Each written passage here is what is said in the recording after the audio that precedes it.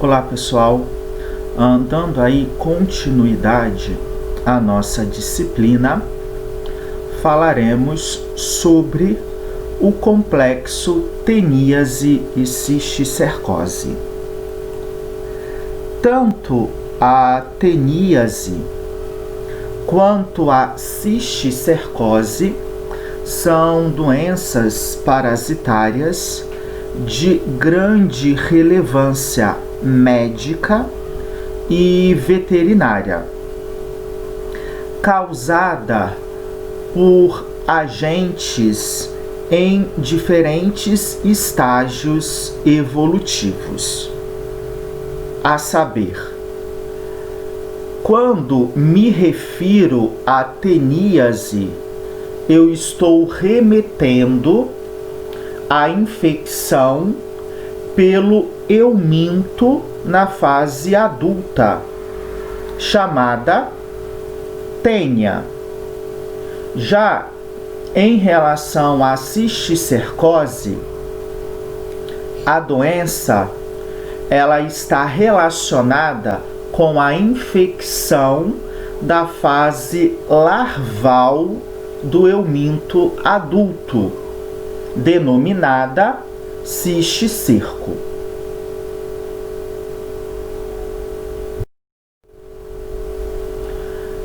Dentro da classificação taxonômica, o gênero Taenia, causadora aqui da teníase, está inserido dentro da família Taenidae, ordem Cyclophilida, classe Cestoda e filo Plateumintes. De interesse em saúde pública, existem duas espécies de tênia: Taenia solium e Taenia saginata, popularmente conhecidas como tênia do porco e tênia do boi, respectivamente.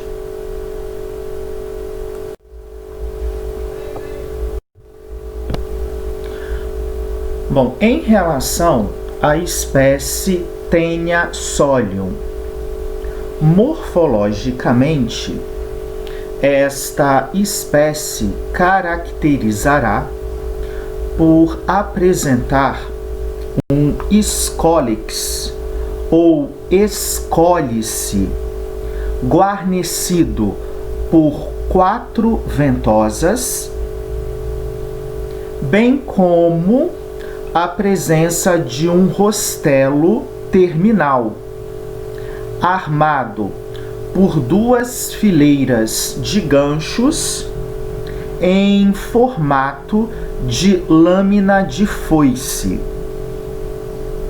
Esses ganchos, também denominados acúlios, são estruturas esclerosadas que auxiliarão na fixação do euminto adulto junto à mucosa intestinal, que corresponde ao sítio de infecção final no hospedeiro.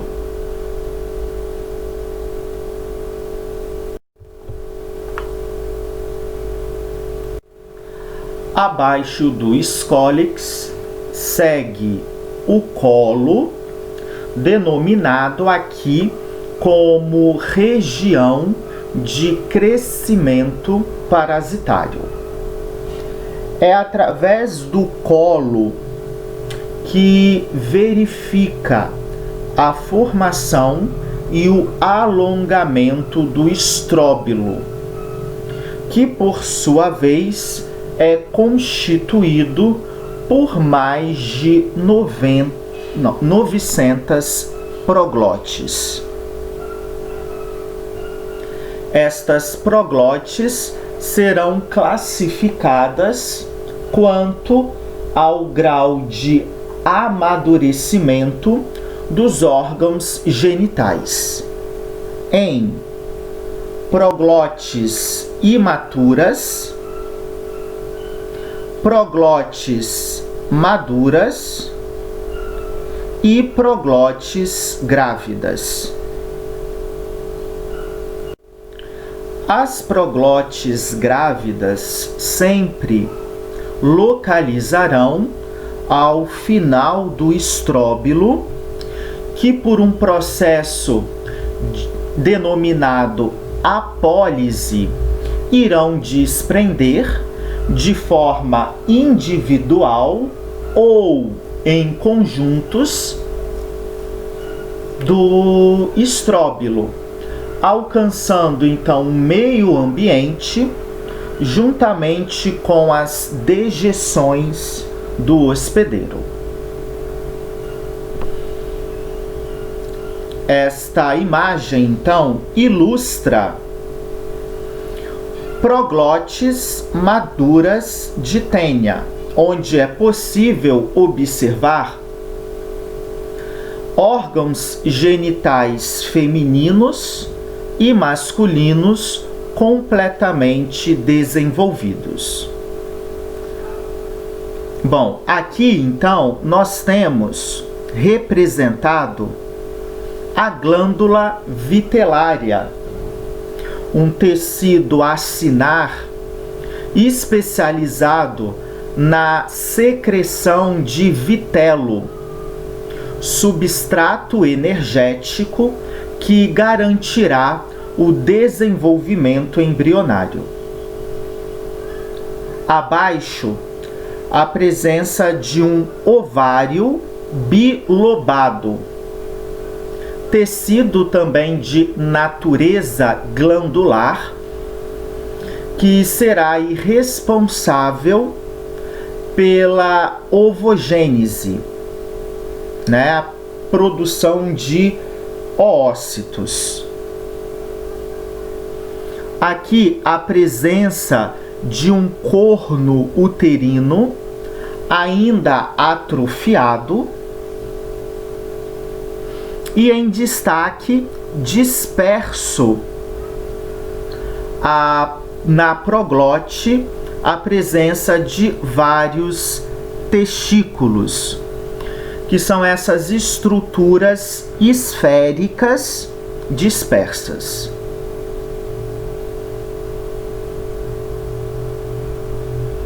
Ao lado, em destaque, a presença de um poro genital, que é unilateral. Aqui em destaque, uma proglote grávida, onde iremos observar em concomitância ao atrofiamento dos órgãos genitais, a hipertrofia e a hiperramificação do corno uterino, que mostra-se repleto de ovos embrionados. Vale, contudo, ressaltar que a infecção por tênia, ela é única. Não há aqui um multiparasitismo, sendo por isto popularmente conhecida como solitária, tá? Por quê? Porque a infecção ela é estabelecida apenas por um único euminto, que, segundo autores, poderão alcançar 5 a 8 metros de comprimento.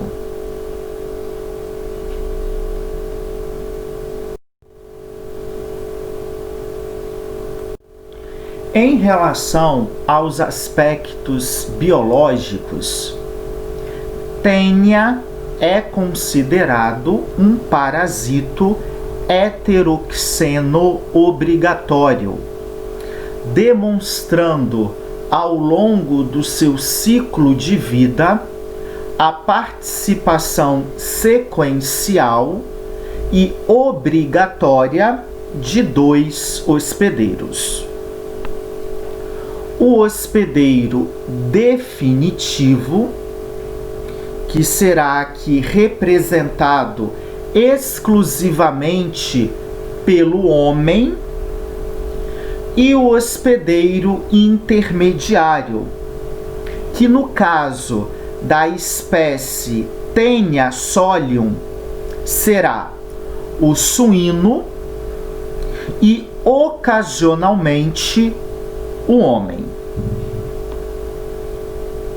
O hospedeiro definitivo é aquele que abrigará a fase adulta do parasito, estabelecida ao nível de intestino delgado. Já o hospedeiro intermediário desenvolverá a fase larval do euminto, que se estabelece principalmente na musculatura estriada, esquelética e cardíaca, bem como na musculatura lisa.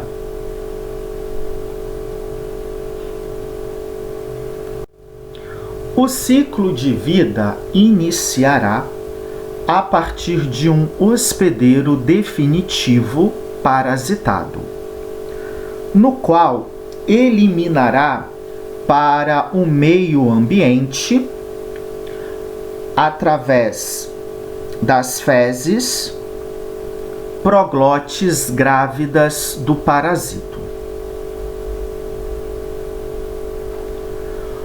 No meio ambiente, estas proglotes sofrerão a ação de fatores abióticos, como temperatura, umidade relativa absoluta, bem como a ação de raios, a incidência direta de raios ultravioletas.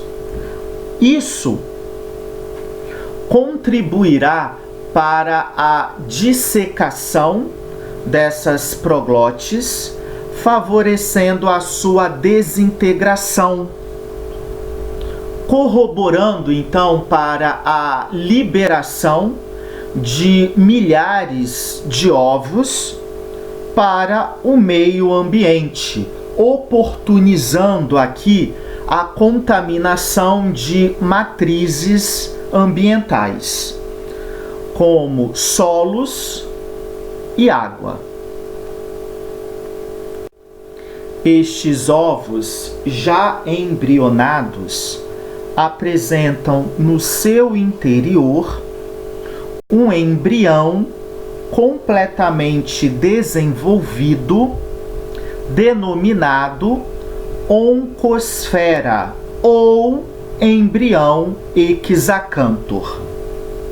Estes ovos mostram-se bastante resistentes a condições ambientais, permanecendo viáveis, ou seja, infectantes, por vários meses.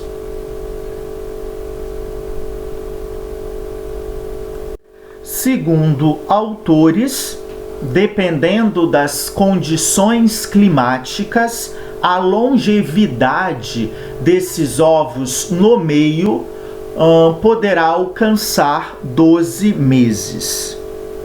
O suíno se infecta por uma via passiva, através da ingestão acidental de ovos embrionados ou de proglotes grávidas que estejam aí contaminando alimentos ou água. Após a infecção, estes ovos migrarão pelo trato gastrointestinal do suíno e sofrerá aí a ação química e enzimática dos sucos gástrico e pancreático. Ao nível de cavidade duodenal, estes ovos então serão expostos à ação dos sais e ácidos biliares, bem como de enzimas que integram o suco pancreático, favorecendo com isto a degradação e a degradação da casca do ovo e a ativação do embrião hexacanthor, que passa a fixar na mucosa intestinal do hospedeiro através dos seus 3 pares de ganchos. Após a fixação do embrião na mucosa intestinal do hospedeiro, o hexacanthor, por eventos mecânicos e químicos, via secreção lítica enzimática, irá transpor a parede intestinal, alcançando a circulação sanguínea do suíno e, através da via hematogênica, irá aferir o tecido muscular do hospedeiro, principalmente a musculatura estriada esquelética e cardíaca, além da musculatura lisa. Ao alcançar estes tecidos, o embrião sofrerá um processo de remodelamento estrutural e se diferenciará em cisticerco no músculo, como representado no esquema. As musculaturas mais afetadas são aquelas de maior perfusão tecidual, né? De maior oxigenação. Por exemplo, a musculatura do masseter, pterigoide, musculatura sublingual, musculatura estriada cardíaca, pilares diafragmáticos, além da musculatura intercostal.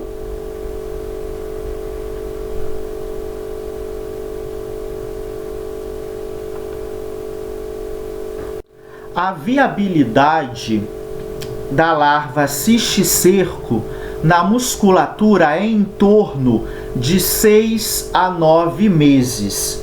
Após esse processo, através aqui da ativação do sistema imunológico do hospedeiro intermediário, esta larva ela é destruída e no local verifica um processo de calcificação metastática.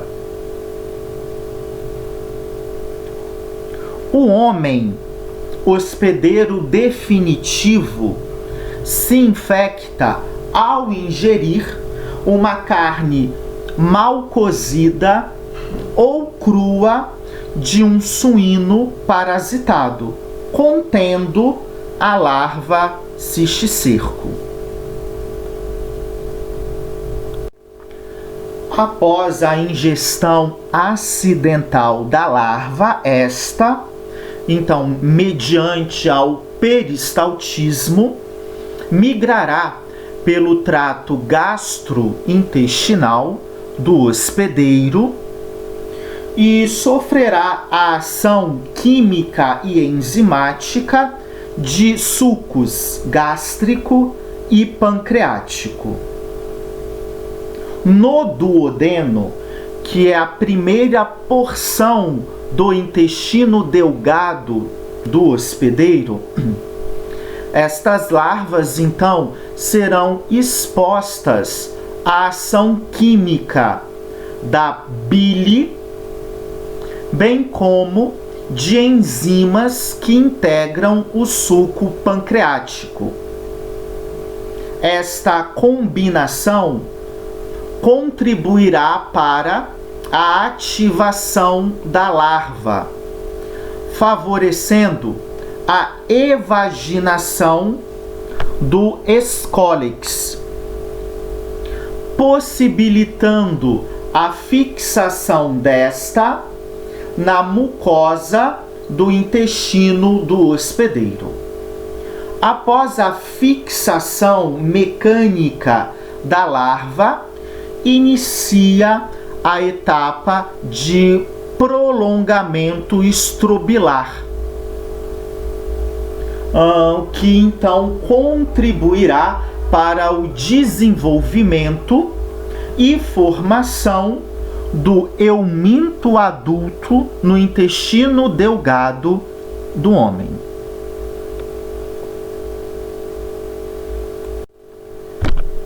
Reiniciando assim um novo ciclo de vida.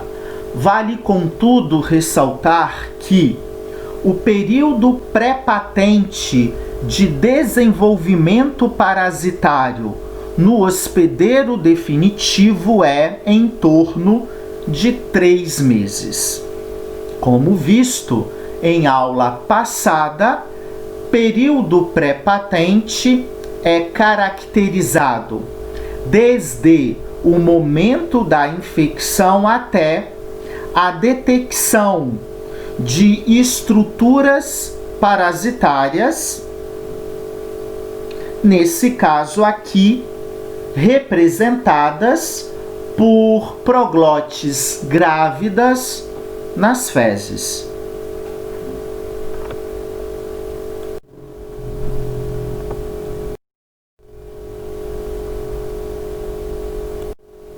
Bom, o esquema aqui ilustra os processos relacionados com a diferenciação do embrião Hexacanthor, a formação da larva cisticerco no hospedeiro intermediário. Como falado, ao nível de segmento duodenal do hospedeiro intermediário, iremos observar, mediante aqui a ação química dos sais e ácidos biliares, bem como de enzimas que integram o suco pancreático, a degradação da casca do ovo, bem como a eclosão e a ativação do embrião Hexacanthor, que caracteriza por apresentar 3 pares de ganchos.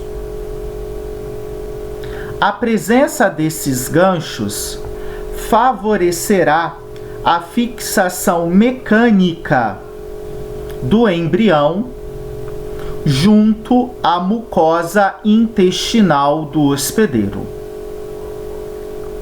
Através, então, de eventos mecânicos e químicos, o embrião em questão irá transpor a parede intestinal, alcançando a circulação sanguínea do hospedeiro.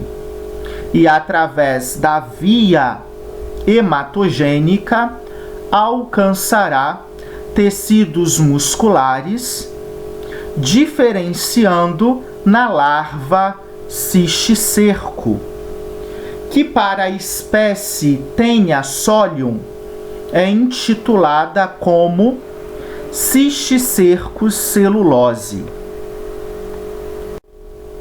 O esquema então retrata a organização da larva cisticerco. Notem que o cisticerco apresenta um aspecto de uma vesícula ou um cisto preenchido por líquido de aspecto perláceo. Esta vesícula ela é constituída por uma parede delgada formada por uma dupla membrana que apresenta em uma de suas extremidades uma invaginação que formará o receptáculum capitis. Nessa região, verifica a presença de um protoescólex invaginado.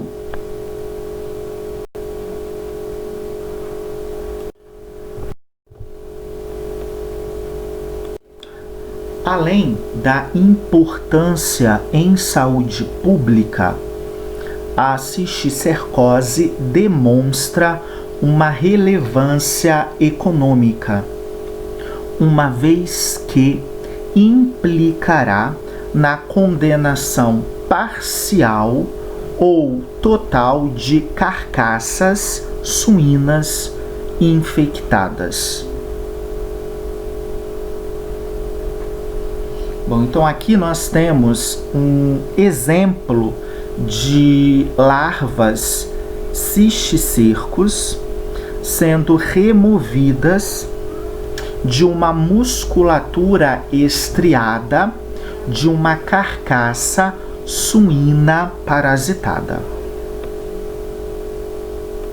Em casos de infecções localizadas, verifica a condenação parcial da carcaça, ou seja, remove a parte afetada e a parte não afetada ela é liberada para consumo.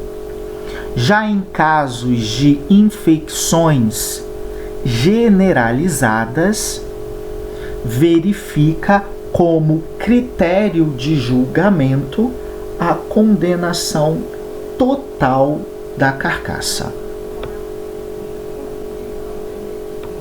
E é claro que estas condutas implicarão em prejuízos econômicos significativos ao setor.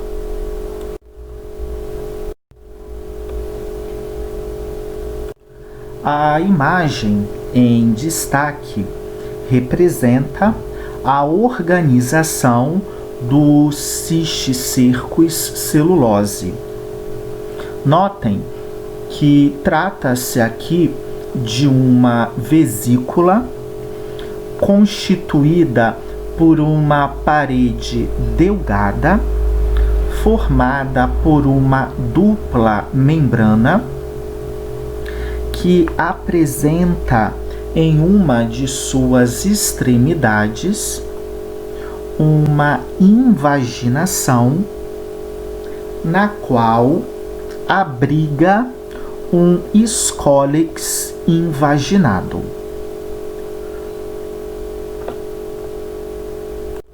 Por se tratar de cisticercus celulose, verifica neste escólex a presença de 4 ventosas, bem como de um rostelo armado por ganchos.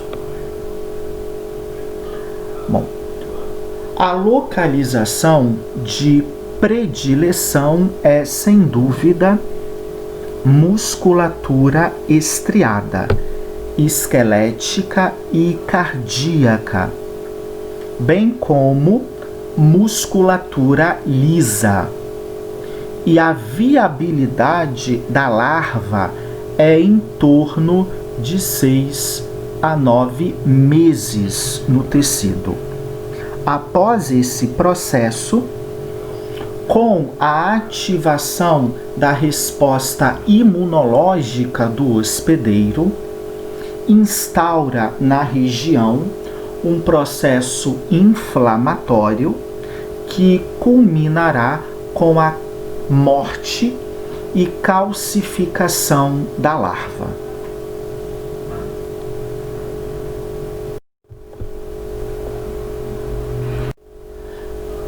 Para que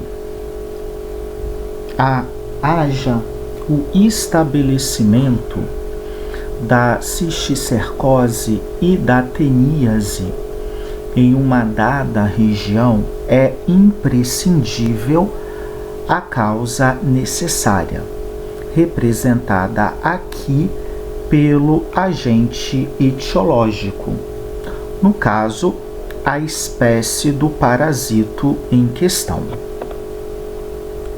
No entanto, a presença única e exclusiva da causa necessária não é suficiente para que a doença ocorra no meio. Faz necessário a coocorrência de outros fatores, dentre os quais destacamos fatores ambientais, como temperatura e umidade, que acabam aí aumentando a longevidade dos ovos no meio ambiente, favorecendo com isto a infecção no hospedeiro intermediário. Fatores biológicos relacionados à presença de um hospedeiro intermediário suscetível, já que trata-se de um parasito heteroxeno obrigatório, além de fatores socioeconômicos relacionados com condições higiênico-sanitárias, educação sanitária, tipo de produção e manejo animal, uma vez que criações de subsistência apresentam aí maior probabilidade de infecção, já que as medidas higiênico-sanitárias de produção são mais precárias.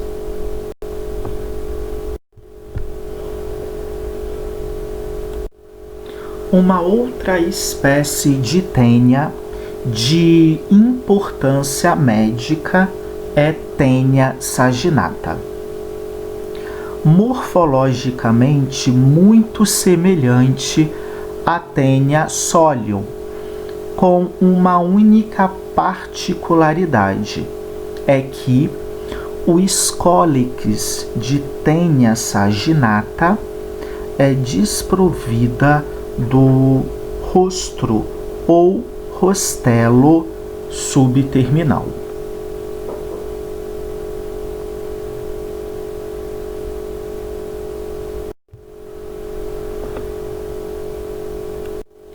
Em relação às demais estruturas e regiões, Taenia saginata morfologicamente se assemelha a Taenia solium. Em destaque aqui a presença então de proglotes maduras, denotando a presença de estruturas reprodutivas femininas e masculinas completamente desenvolvidas.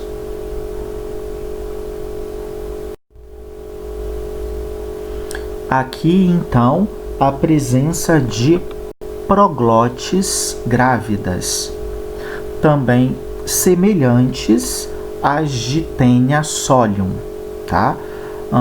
Estas proglotes caracterizam por apresentarem um corno uterino hipertrofiado e hiperramificado,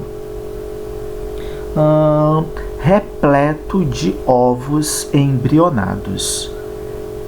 Estima-se para Taenia saginata que cada proglote grávida armazena em torno de 80 a 250 mil ovos. Vejam então que um hospedeiro portador apresenta uma grande capacidade de contaminação ambiental.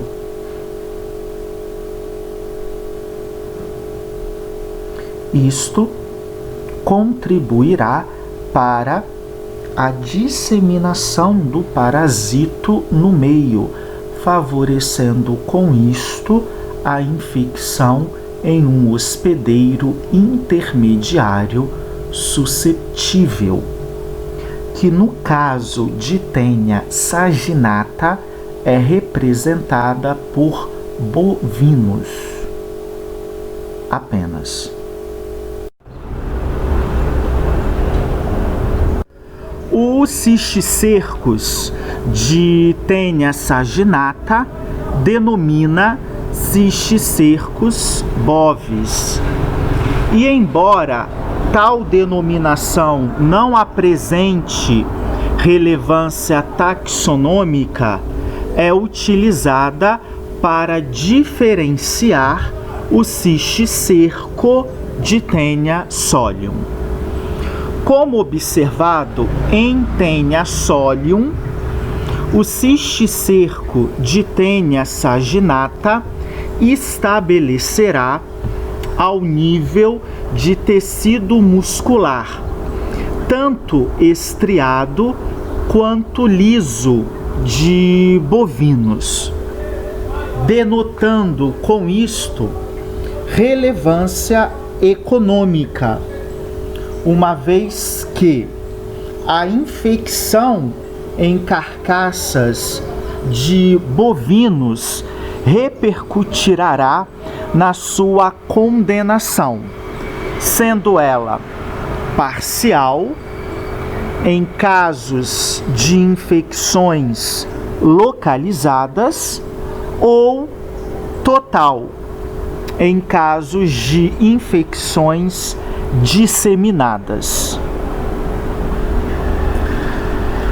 Morfologicamente, as larvas assumem o mesmo aspecto vesicular, com uma única diferença: o protoescólex da larva em Cisticercus bovis é destituído de rostelo. A imagem então retrata, ilustra casos de infecções naturais em carcaças de bovinos. À esquerda, um caso de infecção localizada e à direita, um caso de infecção generalizada.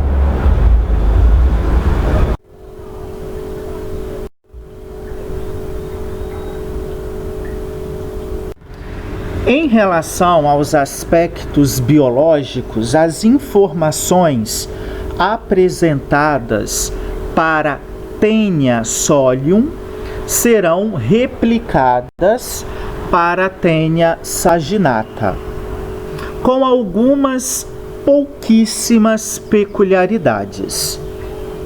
Então, no ciclo de Taenia saginata, o homem atuará exclusivamente como hospedeiro definitivo do parasito, abrigando ao nível de intestino delgado a fase adulta do euminto, denominada tênia. No homem, o parasito adulto irá reproduzir sexuadamente por protandria, levando à formação das proglotes grávidas.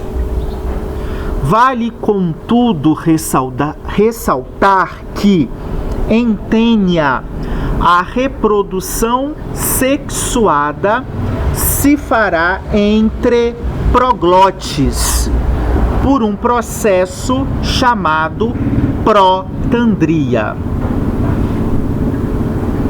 Já bovinos atuarão exclusivamente como hospedeiros intermediários, desenvolvendo a fase de desenvolvimento larval, chamada cisticerco, que se estabelecerá ao nível de tecido muscular. O período pré-patente de desenvolvimento do parasito no hospedeiro definitivo é em torno de 3 meses.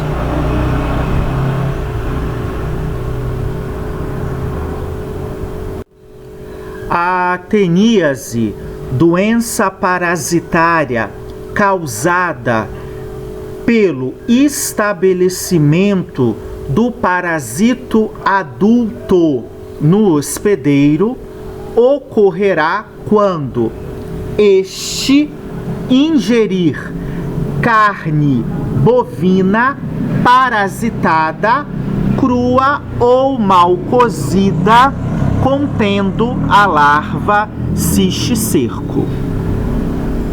Já a cisticercose, doença parasitária causada pela fase larval do euminto, irá decorrer da ingestão acidental de ovos embrionados, presentes em alimentos ou água contaminada.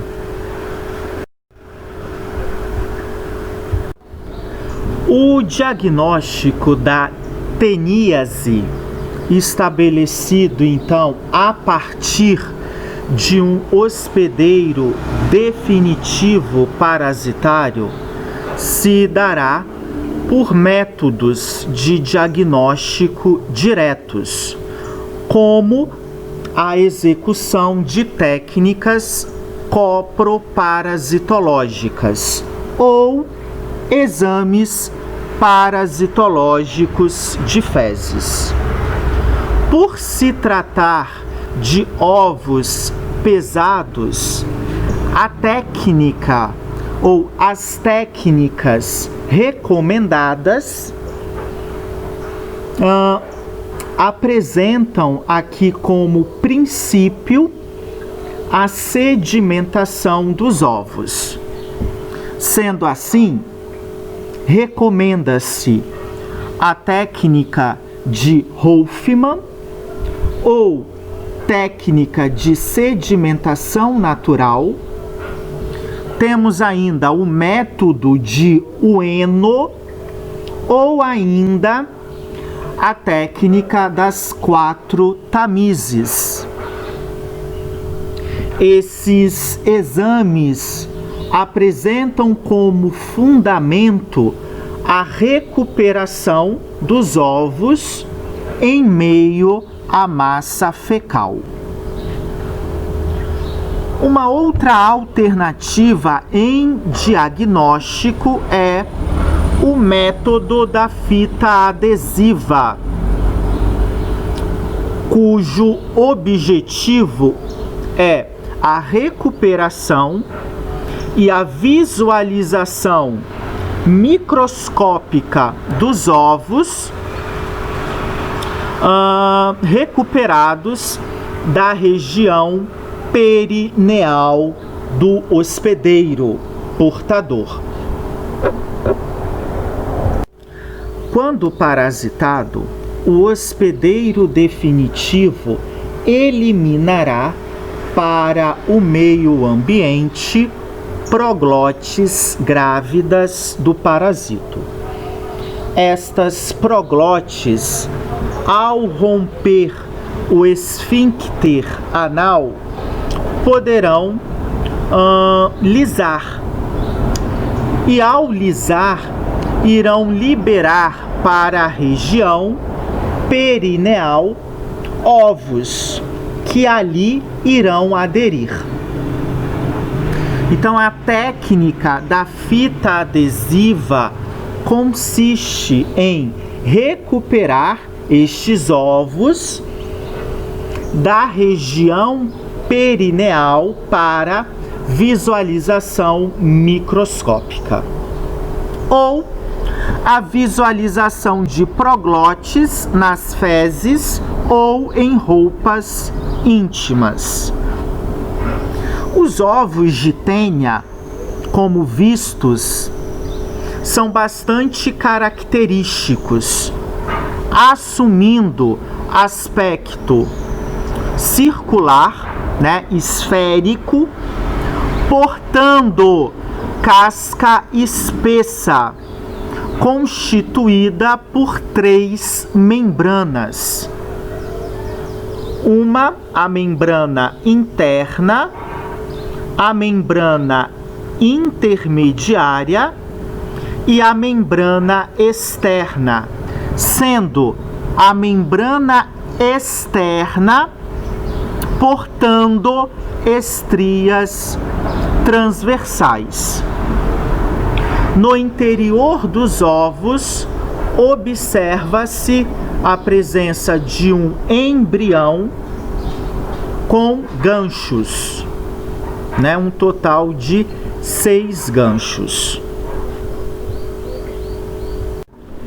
Já o diagnóstico da cisticercose se fará no hospedeiro intermediário, aqui limitando-se a suínos ou bovinos, e se fará durante inspeção sanitária, ou seja, trata-se de um diagnóstico pós-mortem,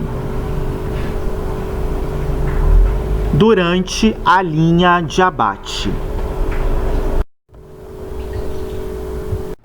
Como falado em slides anteriores, a cisticercose é a doença estabelecida mediante ao desenvolvimento da fase larval de tênia, denominada cisticerco. A doença ocorrerá no hospedeiro intermediário quando este ingerir acidentalmente ovos embrionados do parasito.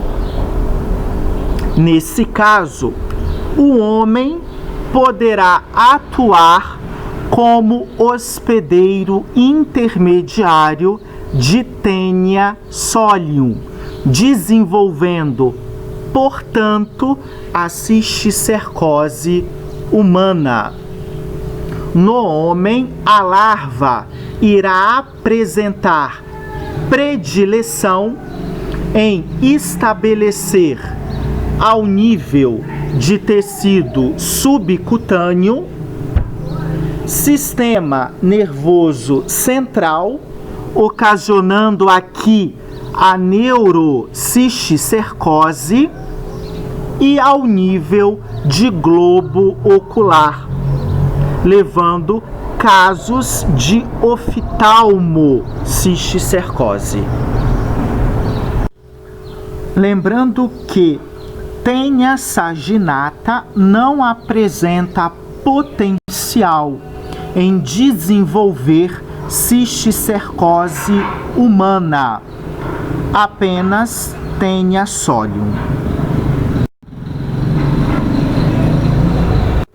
Em relação à cisticercose humana, 3 vias de transmissão se destacam: heteroinfecção, autoinfecção externa e interna.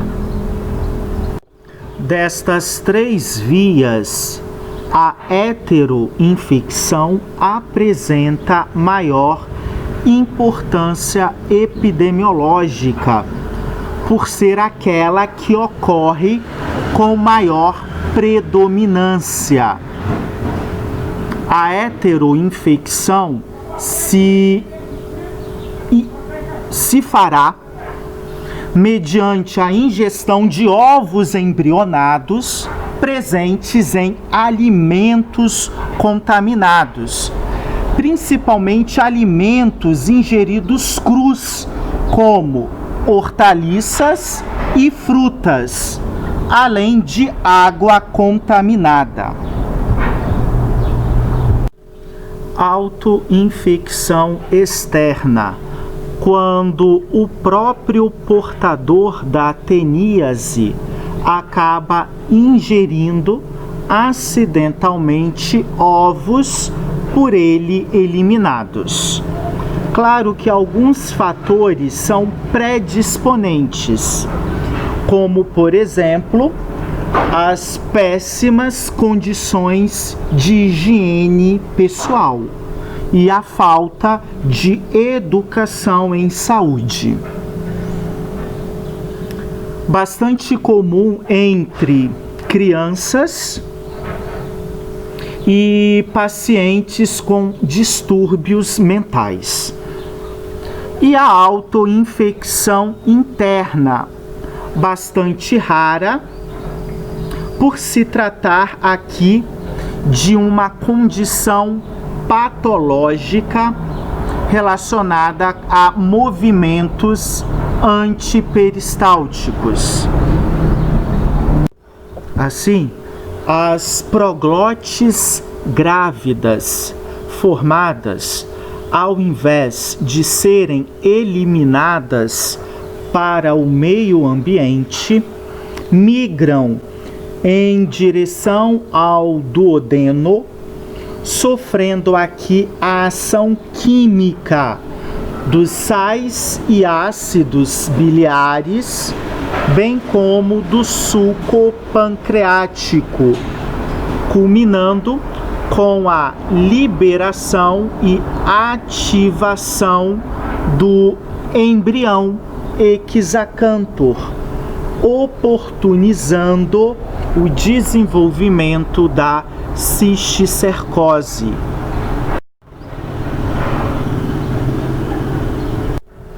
O diagnóstico da cisticercose humana poderá ser clínico mediante a interpretação dos sinais clínicos apresentados por pacientes portadores. Estes sinais, quando presentes, são inespecíficos, o que dá o diagnóstico clínico caráter sugestivo ou presuntivo. Então, no caso da neurocisticercose, um dos principais achados clínicos é dor de cabeça, cefaleia, com convulsões, epilepsias, podendo haver perda de memória. Há ainda, em alguns casos, quadros de ataxia, uma incoordenação motora, e isso irá depender da localização da larva, dentre outros achados. No caso da oftalmocisticercose, principal sinal clínico associado é a perda da visão, sendo ela parcial ou total.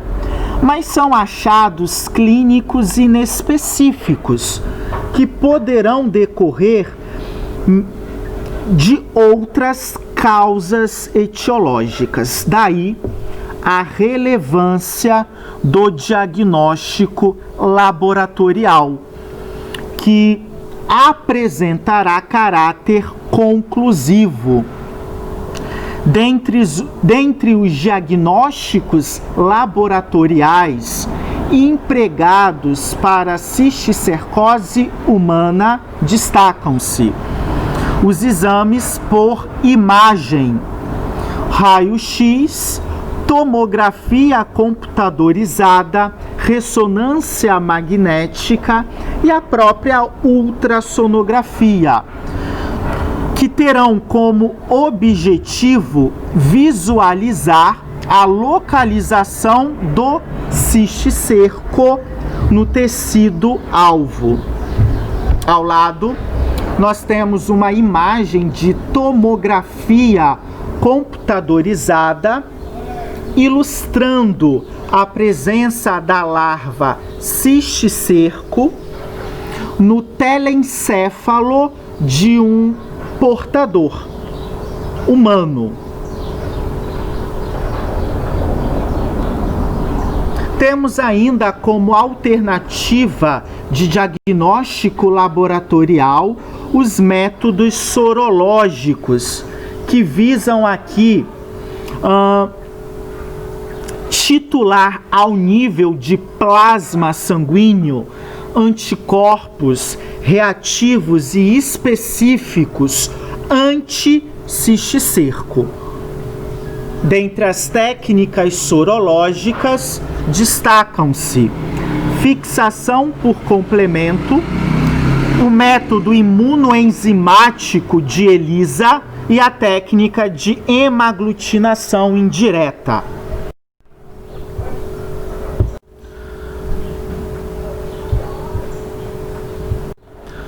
Como medidas de controle e prevenção da teníase e cisticercose, destacamos o desenvolvimento de políticas de educação sanitária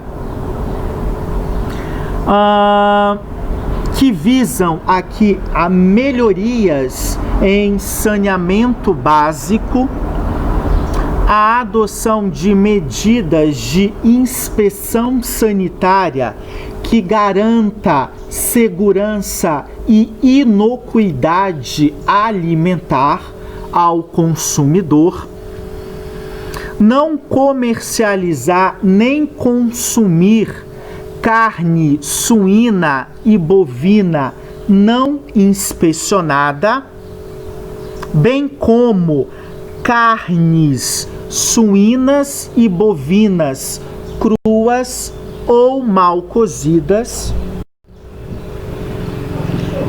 impedir o acesso de suínos e bovinos a pastos contaminados por fezes humanas sob o risco de infecção animal, não utilizar dejetos humanos como adubo, a prática da frigorificação ou congelamento, bem como a salga da carne, são técnicas que acabam por inativar as larvas e, claro, a adoção de práticas de higiene pessoal. Então, são algumas medidas que garantem aqui o controle e a prevenção desse complexo parasitário, teníase cisticercose.